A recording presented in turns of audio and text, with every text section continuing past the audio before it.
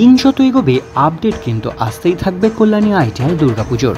বিগত কয়েক বছর ধরে টুইন টাওয়ার, গ্র্যান্ড লিসবোয়ার মতন সুউচ্চ মণ্ডপসজ্জা এবং লাইটিং এবং মণ্ডপের চোখ ধাঁধানো কাজ কিন্তু টেনে নিয়ে এসেছে অগণিত মানুষদের, যার জন্য মহালয়াতে উদ্বোধনের পরও একাদশী, দ্বাদশী পার করেও মানুষের ঢল লেগেছিল এই মণ্ডপে। আর সেই কল্যাণীতে এবছর হচ্ছে মন্দির, তাও ব্যাংককের অরুণ মন্দির। গত কয়েক বছর ধরে পরপর টাওয়ার উপহার দেওয়ার পর এই বছর তারা সোজা মন্দিরে। আর মন্দিরেও রয়েছে কিন্তু নানান আপডেট, চোখ ধাঁধানো কাজ, উচ্চতা, মায়ের কি রূপ হতে চলেছে, সমস্ত কিছু ধীরে ধীরে আপডেট কিন্তু আসতেই থাকছে। আর সেই আপডেট নিয়েই আজকের এই ভিডিও। কি নতুন আপডেট এলো এই কল্যাণীর এই দুর্গাপুজোকে ঘিরে, কারণ সব মানুষ তাকিয়ে থাকে এই মণ্ডপসজ্জার দিকে। তাই চলুন ভিডিওটা এবার শুরু করে দিই। কি আপডেট বেরোলো সেগুলো আপনাদেরকে এবার জানিয়ে দিই। সবার আগে যেদিকে চোখ থাকে সেটা হচ্ছে বিগত কয়েক বছর ধরে এই মণ্ডপসজ্জা যে সুউচ্চ 100 ফুট পার করে যেসব মণ্ডপসজ্জা তারা উপহার দিয়ে এসছে, এবছর কি সেই উচ্চতা কিছুটা কমছে নাকি তা আরও বাড়ছে, প্রশ্নের কিন্তু অবসান হয়েছে।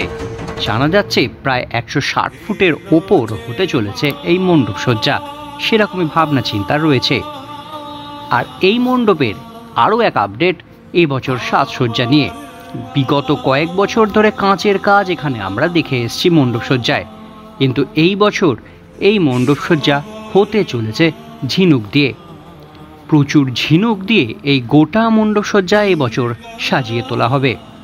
আর এই মণ্ডপে প্রত্যেক বছরের মতন এবছর লাইটিং কি থাকছে সেই একই রকম লাইটের কারুকার্য, তার উত্তরে বলতে হয় লাইটের যে কারুকার্য বা লাইটের যে খেলা আমরা দেখে এসছি, সেই ধরনের খেলা এবছর না হলেও তার থেকেও আরও উন্নত কোনো ধরনের লাইটের কারুকার্য এবছর কিন্তু মণ্ডপে থাকছে। সেটা যত দিন যাবে তত পরিষ্কার হবে।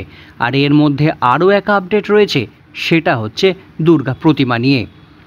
গত বছর বা বিগত বছরে এখানে দুর্গা প্রতিমা হয়েছিল সোনার, 100 কেজি সোনার সাজে এই মাকে সাজিয়ে তুলেছিলেন তারা সেনকো গোল্ডের জুয়েলারি দিয়ে।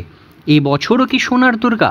তার উত্তরে জানা যাচ্ছে যে এই বছরও সোনার দুর্গাই হচ্ছে এই মণ্ডপসজ্জায়। আর সেই সোনার সাজ এবছর আরও কিছুটা বাড়তে চলেছে। আর সম্পূর্ণ রূপটা কীরকম হতে চলেছে তার জন্য মহালয়ার দেরি। আর মহালয়া হাতে গোনা আর কয়েকটা দিনই বাকি, আর 90 দিন পরই মহালয়া।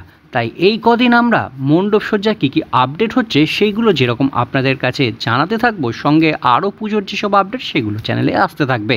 তাই অবশ্যই চ্যানেলটিকে কিন্তু সাবস্ক্রাইব করে ফলো করে রাখুন।